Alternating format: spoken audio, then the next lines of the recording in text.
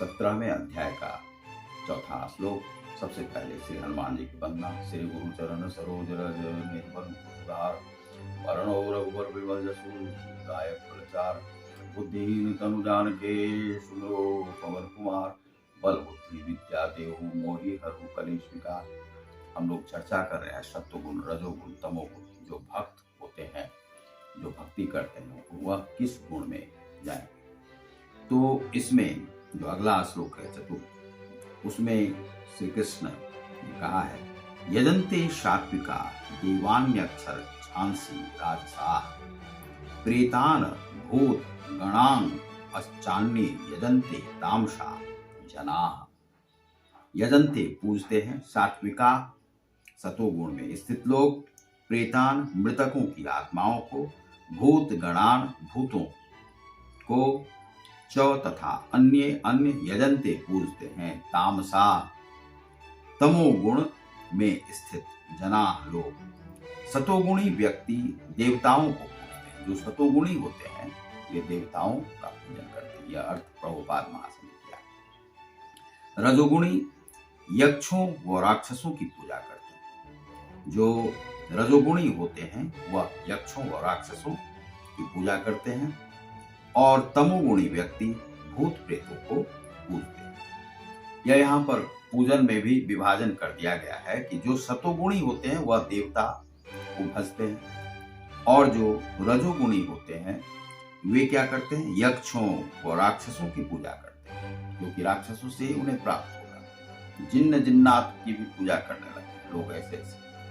और जो तमोगुणी होते हैं वे भूत प्रेतों की पूजा शुरू कर देते हैं। इसीलिए तम के साथ भी बहुत लोगों को रहने में बड़ा ही आनंद आता है। इसी संदर्भ में जब हम आगे बढ़ते हैं, सप्तदशों अध्याय के चतुर्थ श्लोक में हम देखते हैं कि लाहिरी महाशय ने क्या कहा है। तो लाहिरी महाशय ने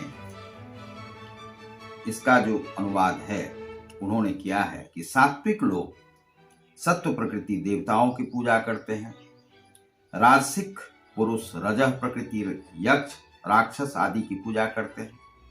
इन दोनों से भिन्न या विलक्षण जो तामसिक पुरुष हैं वे तमह प्रकृति प्रेत और भूतों की पूजा करते हैं। आध्यात्मिक व्याख्या इसकी है कि देवता अर्थात कूटस्थ की उपासना सत्व गुणावलंबी लोग करते हैं, रजोगुण से धन की उपासना करते हैं, और भोग तथा तमोगुण में मृत्यु और पंचभूतों की उपासना करते हैं। जिनकी सत्व प्रकृति स्वाभाविक है वे देवताओं की पूजा करते हैं।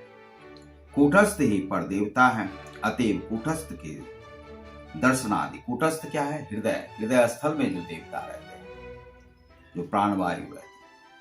दर्शन आदि जिनको नित्य होते हैं उन्हीं को सात्विक समझना चाहिए।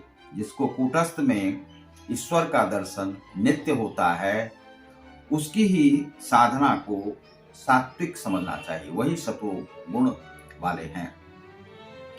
सात्विकादि गुण किसमें रहते हैं, इसको इस प्रकार जान सकते हैं।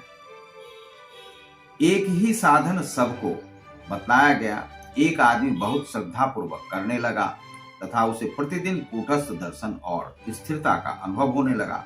परंतु जो लोग राजसी हैं वे अर्थ और भोग चाहते हैं, अतएव वे क्रिया करके फल पाना चाहते हैं। उनका विशेष लक्ष्य यही होता है कि किस प्रकार क्रिया करके दो चार छोटी मोटी अनायास लभ्य सिद्धियां प्राप्त कर ली जाएं। जो लोग क्रिया नहीं करते वे कुबेर आदि यक्षों और नैऋत्य आदि राक्षसों की पूजा करके धन प्राप्ति की आशा करते हैं। फलस्वरूप वे काम जाल में और भी जड़ित होकर मोक्ष के मार्ग को अवरुद्ध करते हैं। वे मोक्ष के मार्ग में नहीं जाते। जो लोग तमोगुणी हैं वे भूत प्रेतादि की पूजा करते हैं। बहुत सी असभ्य जातियां इसी प्रकार के देवता की पूजा करती। सभ्य जाति में भी कुछ लोग अपना महत्व दिखलाकर लोगों पर प्रभुत्व स्थापन के लिए भूत पिशाच आदि की उपासना करते हैं। उनमें कोई कोई सिद्धि प्राप्ति भी करते हैं, परंतु उस सिद्धि के फलस्वरूप उनकी और भी अधोगति होती है, अधोगति हो जाती है। एक किसी ने बताया मुझे कि आचार्य श्री राम शर्मा जी थे, उनके पास कोई आए और उन्होंने कहा कि मुझे सिद्धि चाहिए जिससे कि मैं धन प्राप्ति कर सकूं या किसी को कुछ दे सकूं। बहुत जब जिद किया, बहुत बार वे जाते थे, तो वह सिद्धि कहा बता दिया गया कि तुम ये सब करो, हो जाएगा। उसे हो गया। होने के बाद जब वह किसी से पैसा लेता था और उसका कार्य कर देता था, इस तरह से बहुत कमाया। बाद में उसे कार्य मिलना जो है, जब सबके कार्य हो गए तो कार्य मिलना कम हो गया। अब वह जिस जिन्न को सिद्ध कर लिया था, जिन्न को सिद्ध करने के बाद जिन्न जो है बराबर उसे कहता था कि मुझे काम दो, नहीं तो उसे परेशान करता था। अब वह फिर गया गुरु महाराज के पास, उन्हें कहा आचार्य श्री राम शर्मा जी को, तो श्री राम शर्मा जी ने कहा कि ऐसा है कि उसे कुछ कार्य दे दो, उसे बोलो कि अपने आंगन में कुछ खड्डा खोदे, जब उसको काम नहीं रहे तो वह खड्डा खोदो और भरो, या एक बांस गाड़ दो, बांस पर कहो कि चढ़ो और उतरो। यह फिर भी उसे समझ में नहीं आया, तो कहा कि इसी प्रकार से तुमको भी यह करना है कि तुम भी यही कार्य करो कि अपने मंत्र का जाप करते रहो और इस सब सिद्धि वगैरह सबके चक्कर में नहीं पड़ो। भूत प्रेत की सिद्धि से यही होता है कि यही परेशानी होती है।